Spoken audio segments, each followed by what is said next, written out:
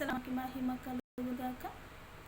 ఈ చక్కటి అవకాశాన్ని దయచేసిన పరిశుద్ధాత్మ దేవునికి నిండు కృతజ్ఞతాస్తుతులు చెల్లించుకుంటున్నాను. ఈ సమయంలో పరిశుద్ధ గ్రంథంలో నుండి ఒక లేఖనాన్ని మనం చూసుకుందాం. పరిశుద్ధ గ్రంథంలో నుండి ఒక లేఖన భాగాన్ని మనము గమనించినట్లయితే యాకోబు వ్రాసిన పత్రిక 1వ అధ్యాయము 12వ వచనాన్ని చూసినట్లయితే, శోధన సహించువాడు ధన్యుడు, అతడు శోధనకు నిలిచిన వాడై ప్రభువు తను ప్రేమించు వారికి వాగ్దానము చేసిన జీవా కిరీటము పొందును. దేవుడు కీడు విషయమై శోధింపబడనేరడు, ఆయన ఎవరిని శోధింపడు గనుక ఎవడైనను శోధింపబడినప్పుడు నేను దేవుని చేత శోధింపబడుచున్నానని అనకూడదు.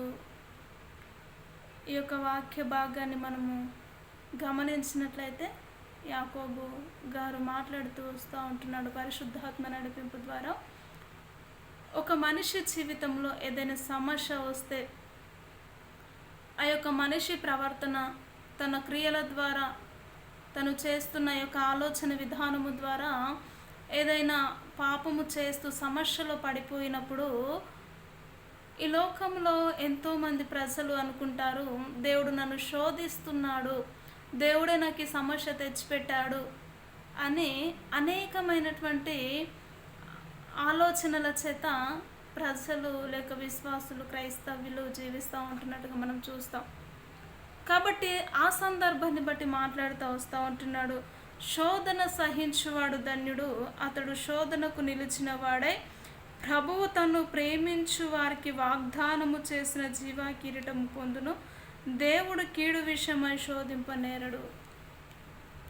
శోధన సహించువాడు ధన్యుడు అని మొదటిగా రాశారు. అంటే ఏ విషయంలో శోధన సహించాలి? దేవుడి విషయంలో, సువార్త విషయంలో, లేక పరిచర్య విషయంలో, దేవుని సన్నిధిలో బలముగా ఉంటున్నప్పుడు, అనేకమైనటువంటి సమస్యలు నీ జీవితంలో వస్తున్నప్పుడు వాటి విషయంలో దేవుడు అంటాడు, శోధన సహించువాడు ధన్యుడు, వానికి పరలోక రాజ్యాన్ని నేను అనుగ్రహిస్తాను అంటున్నాడు. అదేవిధంగా మరొక విషయాన్ని కూడా మాట్లాడుతూ వస్తూ ఉంటున్నాడు.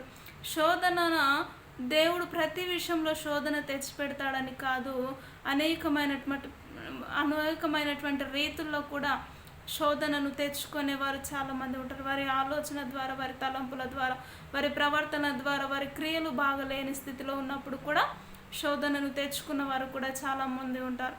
అలాంటి శోధన వచ్చినప్పుడు, సమస్యలో పడినప్పుడు ఈ సమస్యను దేవుడే నాకు తెచ్చిపెట్టాడని అది అనకూడదండి. అదే దేవుడు ఒక పాపముగా ఎంచి ఉంటున్నాడు.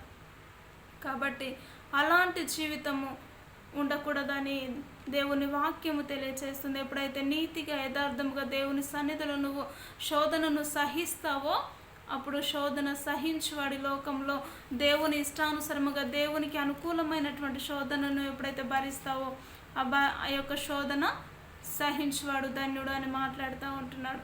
కానీ అన్ని విషయాల్లో కూడా దేవుడు సమస్యలు తెచ్చిపెట్టారు. కొందరిని మనం చూస్తాం, వారు పాపంలోనే జీవిస్తారు, పాపంలోనే బ్రతుకుతూ ఉంటారు. కానీ వారి పాపము వలన వచ్చే జీతము మరణము అని తెలిసి కూడా ఒకవేళ మరణపు అంచుల్లో ఉన్నప్పుడు ఆ యొక్క సమస్యను దేవుడే తెచ్చిపెట్టాడని మాట్లాడుతూ ఉంటారు. అది నిజముగా దేవుడు ఎప్పుడైనా కూడా చెడు ఉద్దేశాలకు చోటు ఇవ్వడు. ఆయన మంచి మార్గములను ఎంచుకోవాలి, మంచి తలంపుల చేత నడవాలి అని ఆ యొక్క ఉద్దేశముల చేతనే దేవుడు తన బిడ్డలను ఏర్పరచుకొని ఆ యొక్క విధానములోనే నడవాలని ఆశపడుతూ ఉంటాడు. కాబట్టి అటు ఆలోచన చేత, అటు విధానము చేత, అటు నడిపింపు చేత ప్రతి ఒక్కరము నడుచులాగున ఈ క్షణమున ప్రతి ఒక్కరం ప్రార్థన చేసుకుందాం. ఏకీభవించినట్లయితే, ఓ మహోన్నతుడా, జీవము కలిగిన యెహోవా నీకు స్తోత్రములు.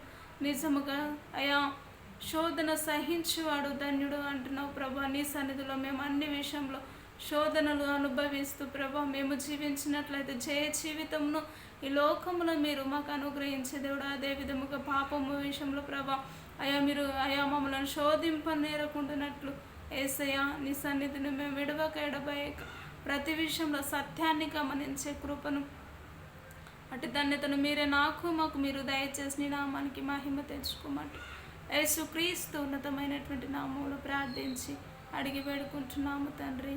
Amen. Amen. Praise the lord.